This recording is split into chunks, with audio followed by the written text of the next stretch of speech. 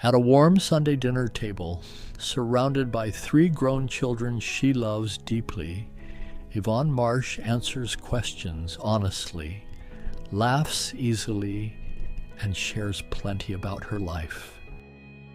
She also deliberately and without any guilt at all keeps several things entirely to herself. This is the story of the 6 lessons that taught her the difference between intimacy and total transparency. The dinner tonight is nothing special by anyone's account. A Sunday roast, a bottle of wine Bradley brought, Cynthia's laughter carrying across the table at something Grant said about his youngest daughter's latest attempt at cooking. It is, in every visible way, an ordinary evening in a close, loving family. What makes it worth examining closely is everything happening beneath the surface of that ordinary warmth. 6 specific, deliberate choices about what Yvonne shares and what she quietly, thoughtfully keeps to herself. This is her story. Yvonne is 71, widowed, 6 years, a former chief financial officer at a small family-owned construction company in South Carolina, retired for 7 years now. She has 3 adult children, Bradley, 46, Cynthia, 43, and Grant, 39, and a close, warm relationship with all 3. Yvonne spent 31 years managing the finances of a company built by her husband's family, a job that required constant, careful discretion, knowing exactly which numbers belonged in a boardroom conversation and which belonged only in a locked file cabinet, understanding intuitively that transparency and disclosure, while related, were never quite the same thing. She retired with that same instinct fully intact, though it took her several years and several uncomfortable lessons to apply it as deliberately to her own family life as she once had to her professional one. This is not a story about secrecy born from mistrust. It is a story about 6 specific lessons, each learned through real discomfort, that taught Yvonne the healthy difference between genuine closeness and complete disclosure. The first lesson concerned the exact size of her financial accounts, and it began with a single, casual comment Yvonne has regretted in some form ever since. About 5 years ago, during an ordinary family dinner, the conversation turned to investments, and Yvonne, feeling relaxed and among family, mentioned the specific balance of one of her larger investment accounts simply as part of a broader conversation about market performance that year. She thought nothing of it in the moment. In the months that followed, Yvonne began noticing small, subtle shifts in how her children related to her, and occasionally to each other. Bradley started asking more pointed questions about her overall financial planning, framed carefully as practical concern. Cynthia mentioned, almost in passing, a conversation she'd apparently had with Grant about eventually needing to think through how the estate might be divided. Nothing was said outright or unkindly, but Yvonne noticed with growing discomfort a new awareness among her children of a specific number that had never existed in the family's conversations before. She noticed, too, a subtle change in the kinds of gifts and favors that began flowing her way in the months following that dinner, Bradley offering more insistently than usual to help manage her investments himself, Cynthia suggesting a family trip that Yvonne understood with some discomfort was being proposed with the specific account balance quietly factored into the planning. None of it was calculated or cynical exactly. It was simply what happens when a precise number enters a family's collective awareness.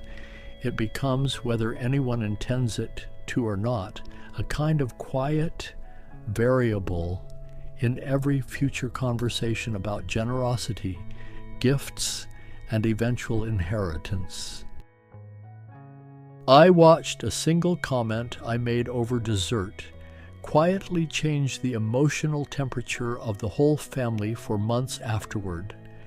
Yvonne later told her close friend Diane, a retired therapist, "Nobody did anything wrong exactly, but that number became a kind of quiet presence in every conversation about the future after that."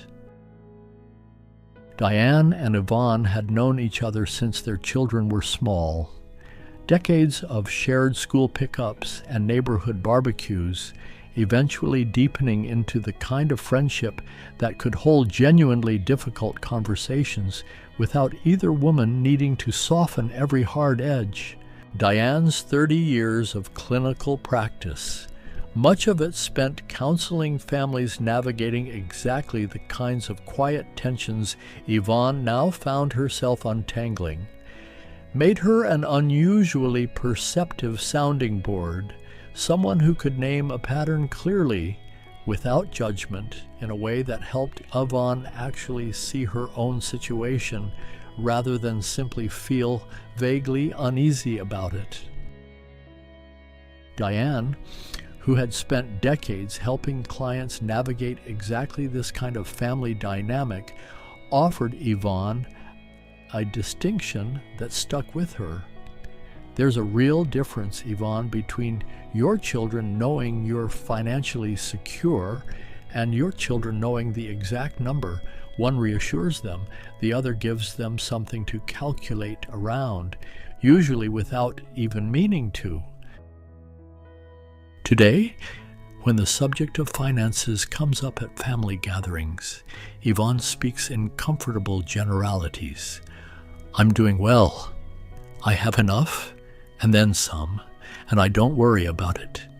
Specific figures remain reserved for her attorney, and for Bradley alone, whom she has designated as the executor of her estate, and trusted with exact numbers strictly in that formal capacity, rather than as everyday family conversation. The second lesson concerned the specific contents of her will, and it grew out of an experiment Yvonne tried once, years ago, that she has never repeated since.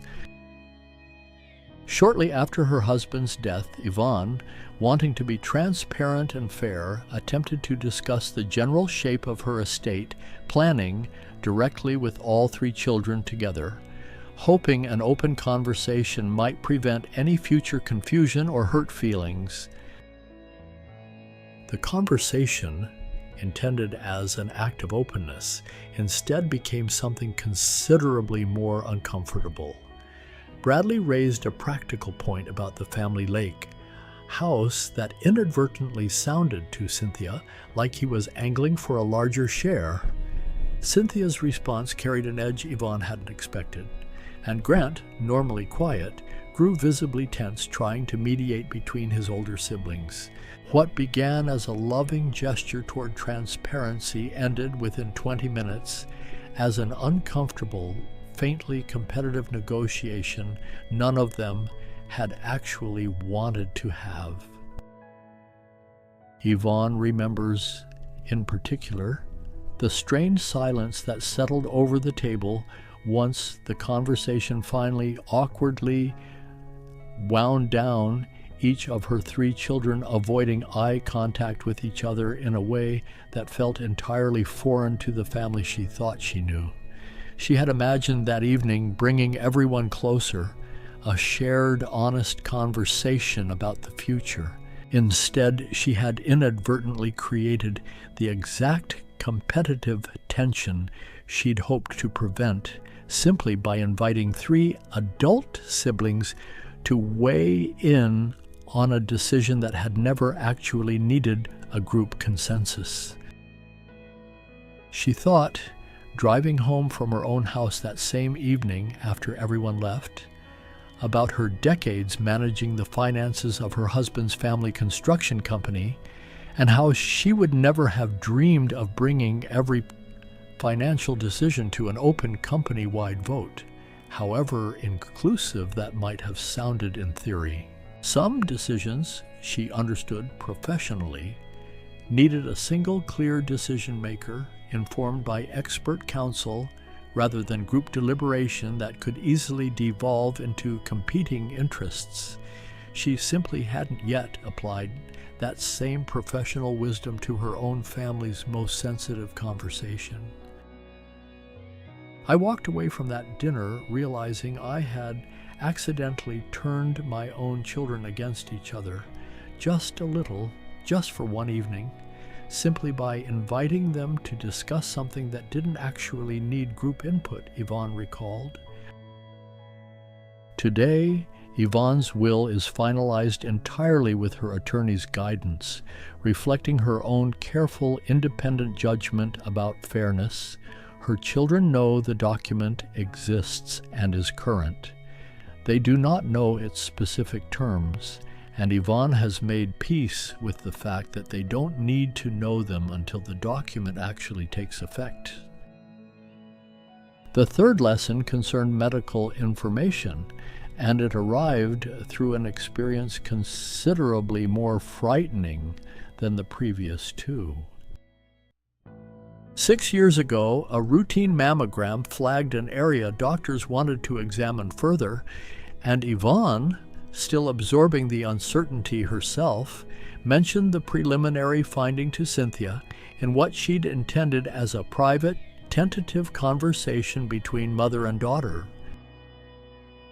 Within 2 days, Bradley and Grant both knew as well, having heard through Cynthia's understandably anxious need to process the news herself, and Yvonne found herself fielding worried calls from all 3 children before she had even received her follow-up results, let alone had time to process the uncertainty on her own terms. She remembers vividly the particular exhaustion of that week, not simply the medical uncertainty itself, frightening enough on its own, but the additional burden of managing 3 separate anxious children, each processing the same incomplete information in their own way, each calling at different hours, needing reassurance Yvonne herself didn't yet have to offer.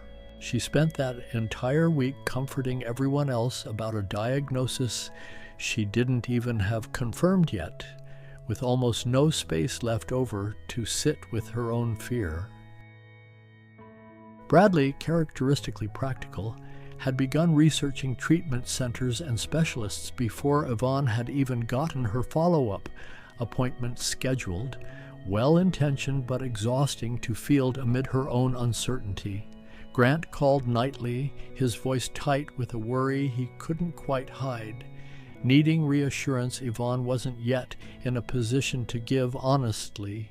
By the time her actual follow-up appointment arrived, Yvonne recalls feeling almost more depleted from a week of managing her family's fear than from the medical uncertainty itself.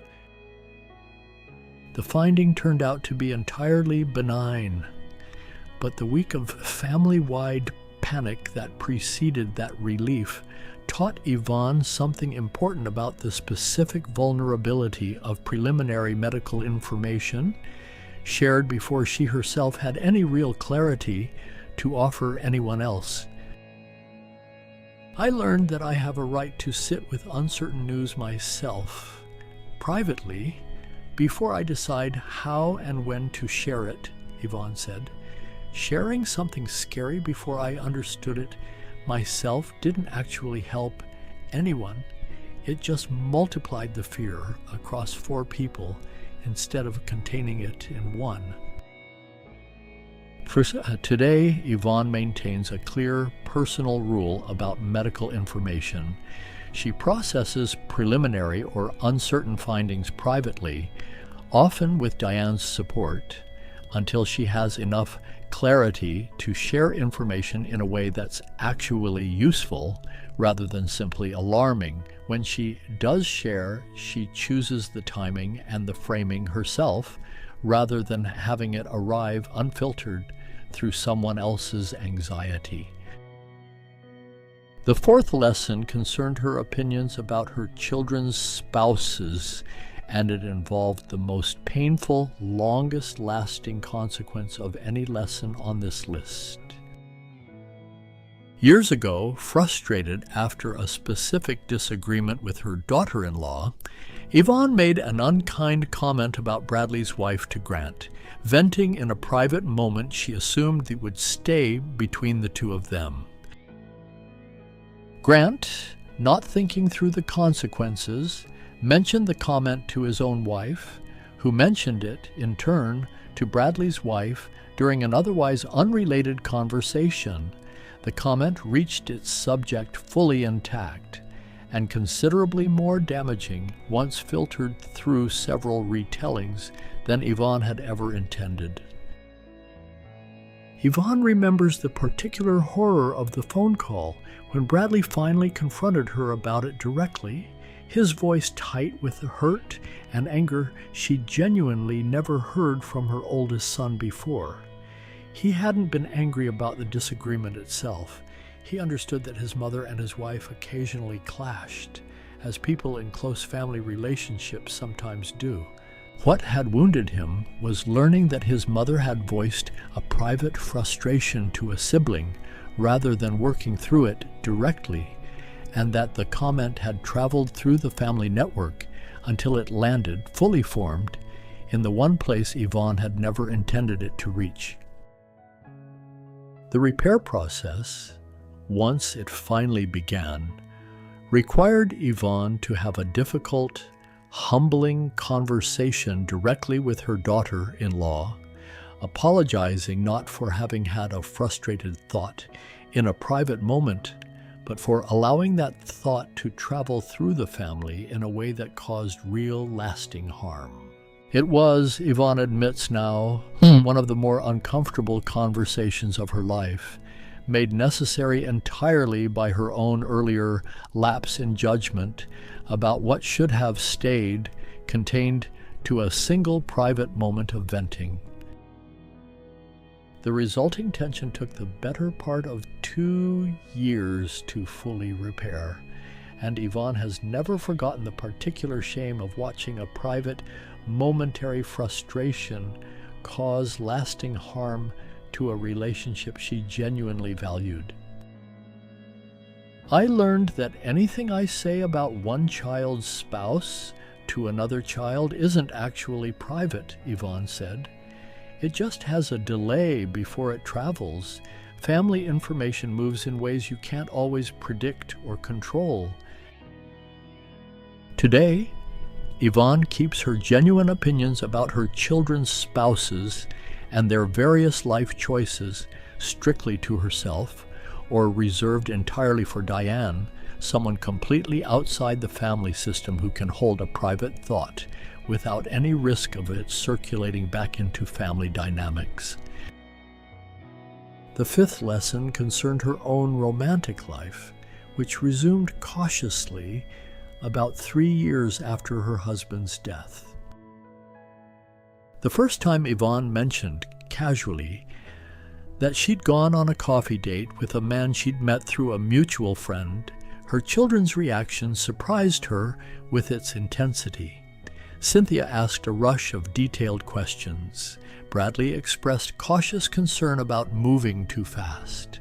Grant, quieter but clearly uncomfortable, changed the subject rather pointedly.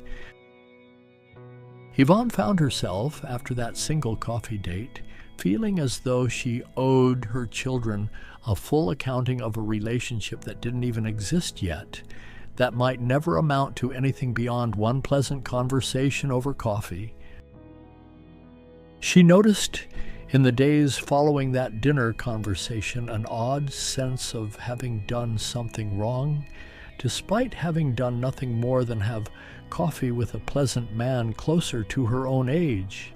she found herself second-guessing whether she should even see him again, not because of anything about him specifically, but because the prospect of managing 3 separate sets of children's reactions to every subsequent stage of getting to know him felt genuinely exhausting before the relationship had even had a chance to develop into anything real.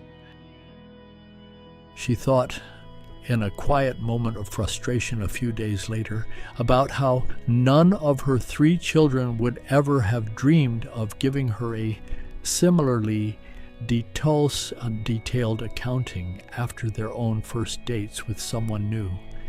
Bradley certainly hadn't consulted her before his second date with the woman who eventually became his wife. Cynthia had dated her now husband for the better part of a year before mentioning him at all.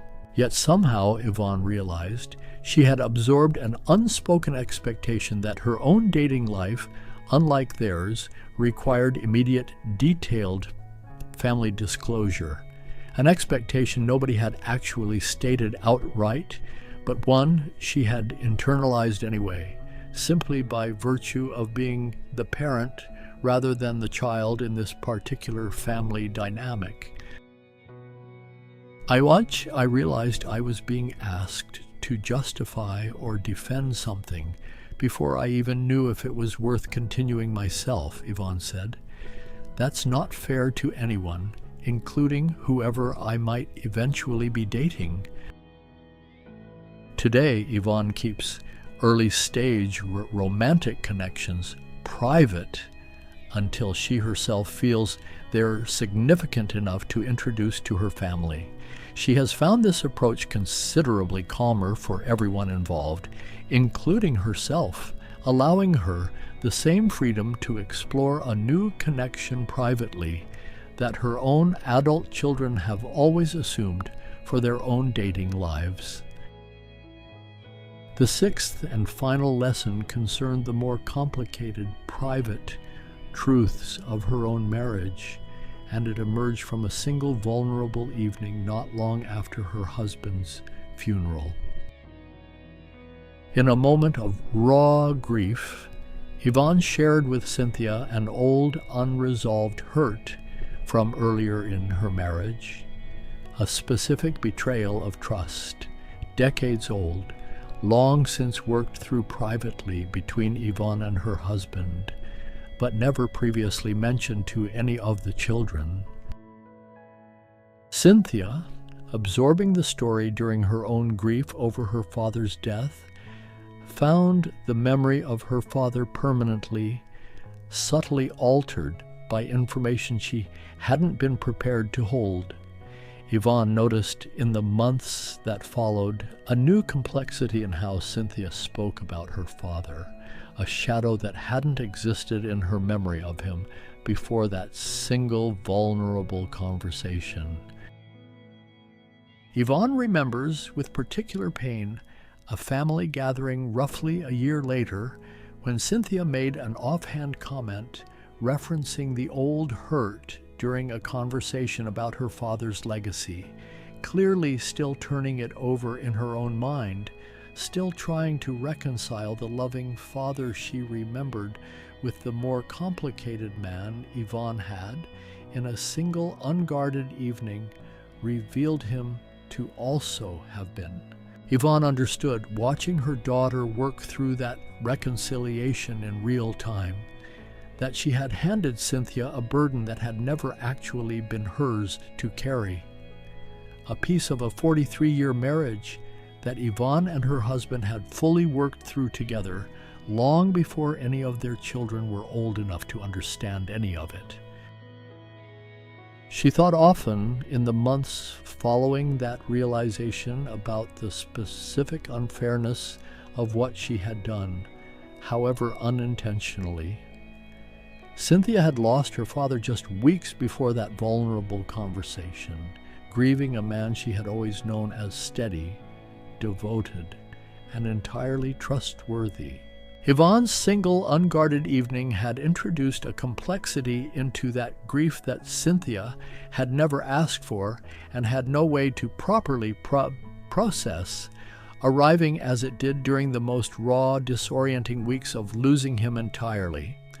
It was a genuine lesson in the particular responsibility that comes with being the surviving parent, the recognition that Yvonne alone now held the authority to shape how her children would remember their father, and that authority carried real weight, deserving far more care than she had given it in that single, unguarded moment. I gave her something true, but I gave it to her without thinking about what she would do with it, or how it would change a memory that had otherwise remained simple and warm, Yvonne reflected later with real regret. Some complexities from a 43-year marriage were mine and my husband's to work through together. They didn't need to become part of what my children carry about their father. Today, Yvonne processes the more complicated parts of her own marital history with Diane, or occasionally with a grief counselor, preserving for her children a full, honest, but intentionally more generous memory of their father, not a false one, but a complete one, shaped by decades of genuine love rather than any single isolated hurt. Sitting at that warm Sunday dinner table, watching her 3 children laugh together over some story Grant is telling about his own kids, Yvonne reflects on how each of these 6 boundaries emerge from real discomfort, and how, together, they have allowed her family relationships to remain close without becoming entangled in information that was never actually meant to be shared. She watches Bradley refill everyone's water glasses without being asked, notices Cynthia leaning over to show her mother a photo on her phone of a recent trip, catches Grant's easy laugh at his own joke, and feels in this ordinary moment the particular satisfaction of a family that has learned to be close without being entangled, warm without being enmeshed, connected without every private thought or private number flowing freely between every member of the household. None of these boundaries have made Yvonne more distant from her children. If anything, they've allowed her relationships with all 3 to remain warmer and less complicated, freed from financial calculation, competitive anxiety, secondhand gossip, premature romantic scrutiny, and inherited grief that was never actually theirs to carry. I used to think being a good, open mother meant sharing everything, Yvonne told Diane recently. I understand now that being a good mother sometimes means protecting my children from information that would only complicate their lives or their memories without actually helping them in any real way. And it means protecting myself too from being endlessly available for scrutiny simply because I happen to be their mother. Diane nodded at that, adding her own observation from decades of clinical practice. The families I've seen struggle most aren't usually the ones with secrets, Yvonne. They're the ones with no boundaries around information at all, where every thought, every number, every private frustration flows freely and immediately to everyone, with no thought given to whether it should. You've built something healthier than most families manage, even though it probably didn't feel that way while you were learning each lesson the hard way.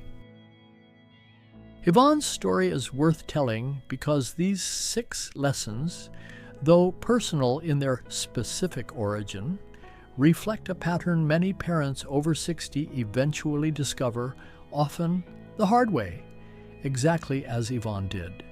Here they are, plainly, for anyone building their own healthy version of the same selective privacy. Keep the exact size of your financial accounts private. Speak in comfortable generalities about your financial security, reserving specific figures for your attorney and, if needed, a single designated executor. Don't debate the specific terms of your will with your children before finalizing it with your own attorney. Let them know the document exists and is current, without inviting a group negotiation over its contents. You have every right to process preliminary or uncertain medical information privately before deciding how, when, and with whom to share it. Sharing uncertainty before you have clarity yourself often multiplies fear rather than easing it. Keep your opinions about your children's spouses and life choices strictly to yourself or reserved for a trusted friend entirely outside the family system. Family information travels in ways you cannot always predict or control. New romantic relationships can remain private until you yourself feel they're significant enough to share. You deserve the same freedom to explore a new connection privately that your own children have always assumed for themselves. And certain complicated truths from your own marriage can rightfully stay between you and a therapist or close friend. They don't need to become emotional inheritance for your children to carry. Each of these 6 boundaries, Yvonne is quick to point out, took real practice to hold consistently. There were moments, especially in the early stages of establishing each one, when the old instinct to share everything openly nearly won out again. A question from Bradley about the estate that Yvonne almost answered too specifically a difficult evening after a doctor's appointment, when she nearly picked up the phone to call Cynthia before she'd had time to process the news herself. Building genuine discretion, she discovered, was less about a single decision and more about a habit, practiced consistently enough that it eventually became as natural as the openness that had once come so easily and so unthinkingly before. As dinner winds down and her children begin gathering their things, Yvonne feels no distance in the warmth around that table, no absence created by everything she has chosen deliberately and thoughtfully to keep to herself. If anything, she feels something closer to relief. A family relationship built on genuine closeness rather than total disclosure mistaken for closeness. Bradley hugs her at the door, mentioning offhandedly that he'll call later in the week just to check in. No particular agenda behind the call, simply the easy, uncomplicated affection of a son who feels secure in his relationship with his mother. Cynthia lingers a moment longer, telling Yvonne about a new restaurant she wants to try together next month. Grant, last to leave as always, gives his mother a long hug and tells her quietly that dinners like this one are his favorite part of the week. Yvonne watches all 3 of her children walk to their cars, feeling the particular quiet satisfaction of a woman who has learned exactly how much of herself to give freely and exactly how much to hold gently and without apology for herself alone. What's one thing you've learned to keep private from your own children, and why? Tell us in the comments below and let us know what city or country you're watching from tonight. Someone else, wondering whether privacy and love can genuinely coexist, might need to read your answer. If Yvonne's story meant something to you, subscribe to Better with Time for more stories from the Dignity years. Because loving your family fully was never the same thing as owing them every single detail of your own life.